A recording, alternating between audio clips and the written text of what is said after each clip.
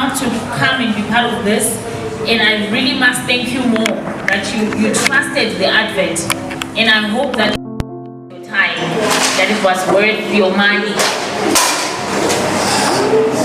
All right. So I want to talk about the actual writing process.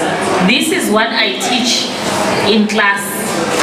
My learners, I'm an English teacher in a high school, say colleague. Yeah.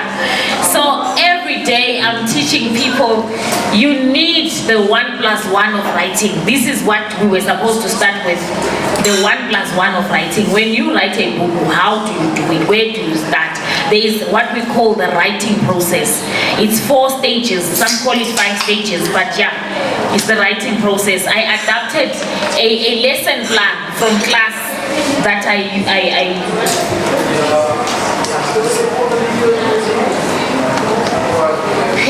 don't understand what's happening here. I ask people to give me their Instagram handles and they write phone numbers. Are you people not on social media? Huh? This is the second paper that's coming to me. No single social media link, nothing. And I even wrote on top a heading that says social media handles. Nobody gave me a handle. I'm worried. And these are writers, guys. They can't read. I'm worried. You must come to my class, intervention, 2:30 on Tuesdays. Okay. So the reason why I made this lesson is I need you to understand that everyone can be an author. Everyone, all of us, because we are going through life, we have a story to tell, we are all potential authors. And number 2, you must be able to use the writing process to practice paragraph writing and to complete a proper writing piece. If you follow this writing process, you can get started. She's the one who kept asking me questions that were very basic, like, did you write all this? Yes, it's my book. You actually wrote? Yes, I wrote. And she's like, all this? Yes, I'm a writer. Writers write. So she kept asking me these basic questions, and I said to her, okay, gather your friends and I'll come and do a workshop with you. And this is what it came to. Turns out she has many friends, because all of you came because of the advert that we created. She's powerful. So these are the steps of the writing process. Number 1, planning. Okay, I'm planning to write a book. I want to write about my life story. I want to tell people that I slept under a bridge for 5 years. That's the common ones, né? Everyone who starts with their sad story. Who is going to read your sad story? Because we also have our own sad stories. Just putting it out there. I think it's time for people to change the topic. Every African child has a sad story. So for you to write a story that is sad, you are not changing anything. You are not affecting the writing space. There's too much of that, it's flooded now. Then drafting, start writing. Number 3, revision. Now that you have written it, now let's talk about it. What is it, right? And then editing. They say there are 2 different types of editing, right? Content editing and then grammar editing. And then finally, presentation. In the book form, we would say publishing.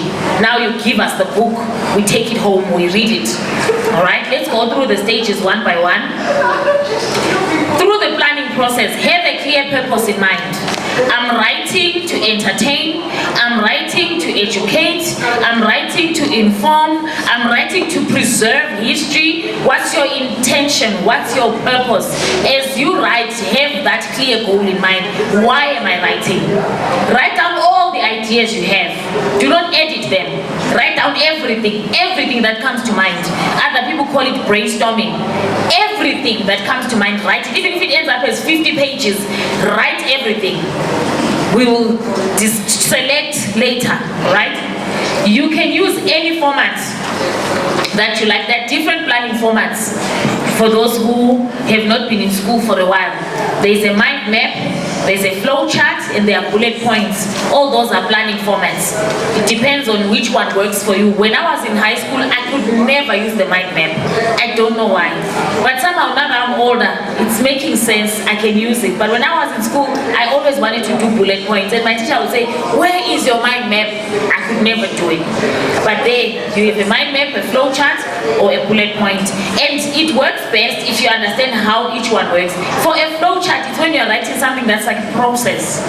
If it's a process type of thing, then you use a flow chart, because a flow chart tells you where it starts, how it progresses, all the way up to the finished product. But if you are writing a story, you can use the mind map. What am I writing about? Where is the story based? Who am I talking about? Who is involved? When did it happen? You answer those 5 W's and an H. It says who, how, who, where, when, why, what, and then how. Those are the questions you put on your mind map, and you develop your topic from there. Or bullet points, just write them down, as many as you can, and develop from there. From there, the next stage, let's talk about the mind map, because that's the common one. Stick to the questions. What are the questions? What, who, where, when, why, and how. Stick to those questions and answer those questions as you develop. You can use color to connect ideas. Keep sentences short when writing your mind map. Don't explore the whole idea in a mind map, just brief points. Do not worry too much about it being neat and tidy. As long as you understand what you have written, keep writing. There'll come a time to make it neat, but in the developing process, it can be as rough as possible. There can be no full stops, no punctuations, just write, okay? Then the next one is drafting. A draft is a version of something that you produce before the final version. So you should just write, don't edit until you have finished. Use your planning to fill in the information to make the complete writing. Remember that without a clear purpose, anything you write is relevant. If we don't know what you are trying to say, anything you write will make sense to you. That's how some books end up haphazard. They started talking about chocolates, and then they talked about apples, and then it's peanuts, and then it's shoes. If you don't have a purpose, yeah, it's okay, produce all that. But if you have a purpose, your purpose will guide you. I'm only trying to talk about this, therefore this is irrelevant, I'm going to leave it out. Then revising. Revising is finding and correcting problems with content. I loved your example saying a whole DJ who's been in the industry for a while did not know that there's this song that has been sung by different artists and assumed that this one artist wrote the song. That's a gross error, and some people do that in writing. They quote strange writings and say the Bible says. The Bible says God helps those who help themselves. Which verse? Show me the verse. The Bible says do not drink. The Bible says what? Quote it properly. The Bible did not say do not drink. It said it is not for kings to be a drunk. Yeah. That's what the Bible said concerning drinking. It did not say do not drink. But it is not for kings to be drunks. Okay? And then rearrange the sequence for your text in order to improve coherence and logical flow. So when you are done writing, you wrote everything, right? Now after reading it, you see that you are talking about a baby running just after they were born. Let's move it. The baby was born, and then they sat, and then they crawled and ran and grew, right? You rearrange. There are some pages you will move from the end to the front, and some you move from the front to the end. You are fixing coherence issues. The story must flow. There must be coherence. There must be connectivity in your story. I must not be wondering how I saw you on a bus and now you are in the bedroom. How did you move? All right? There must be coherence. Use what they call logical connectors. I must feel as I'm reading that I'm moving to the next part. We use what we call logical connectors. This is classroom material, the 1+1 of writing a book. Come to the English class. I'm not even talking about content topics that you choose to write about. I'm just talking about basic writing. I'm teaching this to a grade 8 and grade 9 class, what you guys are learning today. And then we move to the next one. After writing, what do we do? After drafting, we do revision, we rearrange the sequence, then we do what we call editing. Now, when you are sure that this structure of the book, the chapter numbers are the way I want them. I want chapter 1 to be after this story, and then to be the first one. This is where I want my story to start, and I want chapter 5 to be exactly here. You are clear now with the coherence, the sequence of the story. You are fine with that. Now you go to the fine stuff. You start fixing the spelling, the grammar, the punctuation, how your paragraphs are structured, the length of your paragraphs. It takes a little longer. That process takes a little longer. But if you rush through that, you produce a substandard book. So you must pay attention. Get the right people for the job. It's not good enough to just find someone who told you that they can edit. What have they done before? All right? And then revise the entire piece. Read through it and make sure that it makes sense. Number one, does it make sense? Can I hear what this person is saying? Because sometimes you read and after reading you're like, if you read such books, there's some books, especially stuff from overseas, they just bring it in bulk. There's lots of books. Some of them, they were not selling overseas, they brought them here because you guys need donations. So you read and there's nothing to collect there. But it's here, it made it. So does it make sense? Is it in line with the title? Are you still on topic? In essay writing, we say off topic. You are supposed to talk about this, but you divert and you go to other things. Stay on the topic. It meets all the requirements given. What are the requirements? In terms of grammar, in terms of use of capital letters, in terms of quoting, did you quote the right way? Did you acknowledge the right way? There's a method, there's a format for acknowledging other people's work. You don't just acknowledge randomly, there's a format. Follow those conventions. Don't use your own method, all right? And then when you edit, you look at your writing in detail. Check the grammar, the words you have chosen.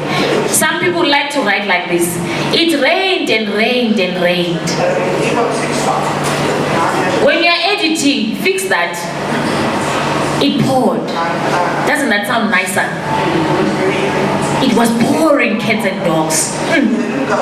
Instead of it rained and it rained and it rained and it was so rainy and the rain was wet and it was raining and you want us to buy. So you notice all those things in editing. When you said I ate, how did you eat? That's what adds texture to your book. I ate vigorously. I don't know if there's such a word. Ravenously. Describe. It gives color and texture to your story. It gives shape. It jumps at me. My teacher in high school used to say, describe until I can smell the room that you are describing. Describe that man until I hate him. And I wish I could meet him and punch him. Description adds texture and value to your material. So punctuation, spelling, paragraphing, you are going into detail. You may need to restructure the length of your paragraphs. Some paragraphs are too long. And remember, when we read, our eyes get tired. And the only way our eyes rest is when there's a paragraph. So if you are going to write a whole page, no paragraph. Next page, no paragraph. Guess what's going to happen? We put your book aside and go to the next one.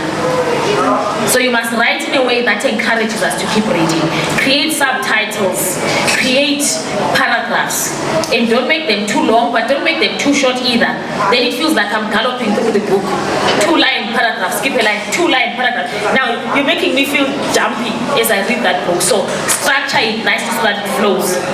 And then peer review, very important. Don't start by hiring an editor.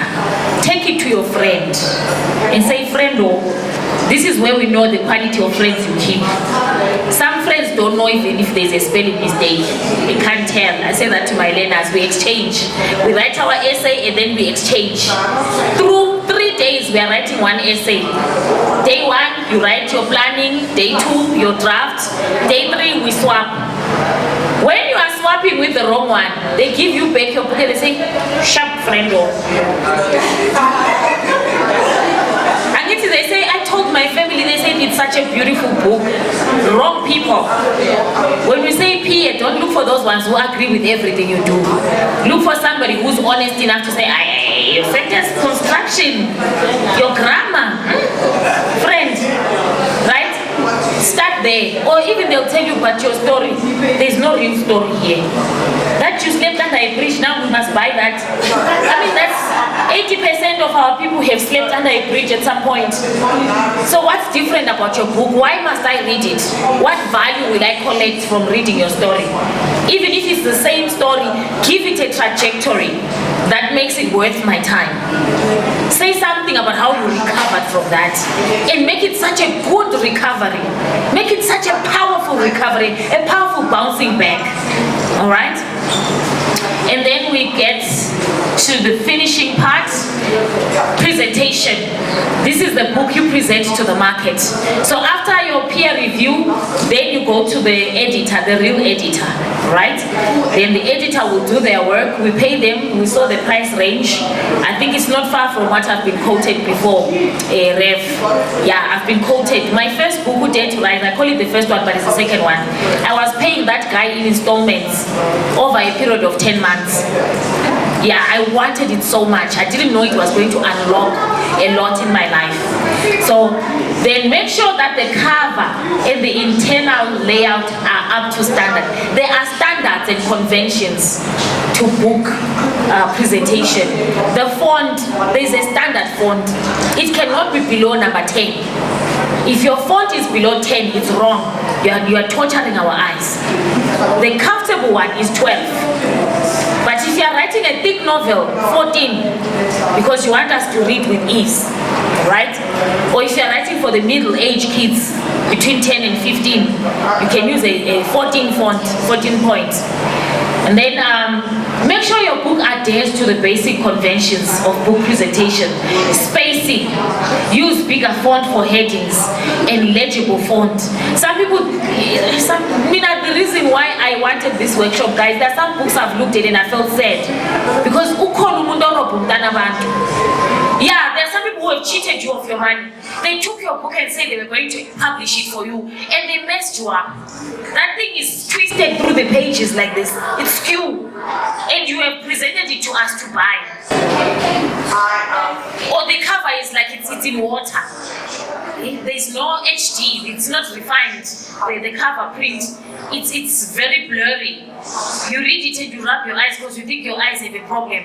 It's the type of the machinery or the software that the publisher used. And they made you pay these prices that Pastor Dodi charges. But they did something substandard for you because you don't know.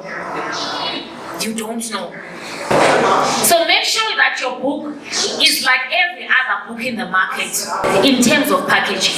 There are standards, guys. So make it close so that even if it enters into a bookshop, it can compete fairly.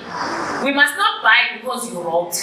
We must buy because there is something that it satisfies in me. Black people have that tendency to have a friend to please support my business, please support a sister. No, we don't support a sister.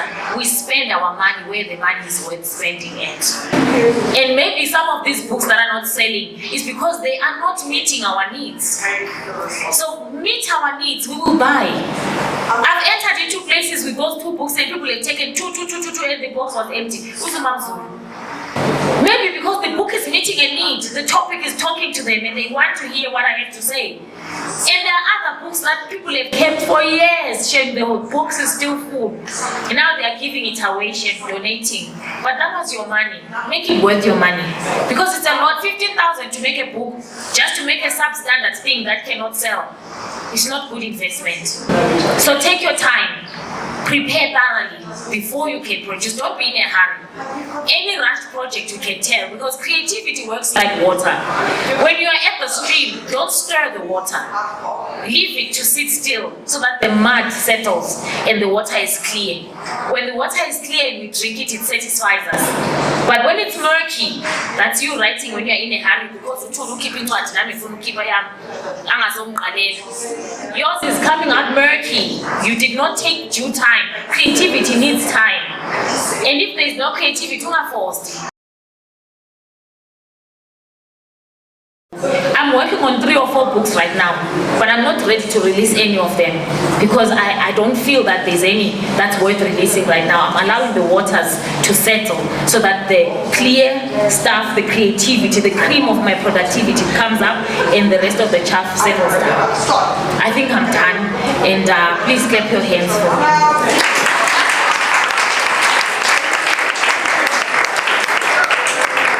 Yes, thank you so much. We are going to make these videos available. Somehow we'll keep you informed. We need you to do something from here. There must be a book that comes out of this space that just shoots and occupies a space in the market. Somehow, it's possible. I believe that there's nothing we cannot do when we put our mind to it. And so we have a drone outside. We want to take beautiful pictures. This side here is nice, the weather is beautiful. Don't rush to go home. Please buy at least 1 book before you go. Just 1. I know my friend there, Ulex, has already sold 2. The guy has got beautiful titles. He has sold 2 already. How many have you bought today? Please buy a book. Those guys are here to sell, and the idea of writing is also to monetize the things we carry. So if you don't buy, who are we writing for? Please buy. Before you go, pass via that desk, buy 1 book, and then we'll all go outside and take photos. Please don't leave. Don't leave before you've taken a photo with us. And when you post tonight, please tag me. Every photo you post, tag me. And the hashtags are there on the wall. Collecting likes for Jesus, dare to rise, keep the passion, writer right, the winning mindset, keep winning. They are the hashtags. If you're posting anything from this event, use those hashtags and please tag me. That's not too much to ask, right? And I think by so saying, our workshop comes to an end. Let's take pictures before we go home.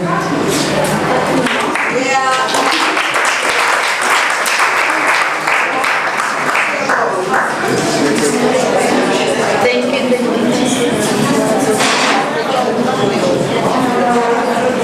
Thank you, Sister Thuli. Thank you for everybody that came. We appreciate the time that you all given to come today, and we all appreciate Sister Thuli. Sister Thuli, may God bless you. Mam Zulu, thank you very much for inspiring and always being there for Mama Thuli. Thank you very much. Thank you for everyone that came. Thank you.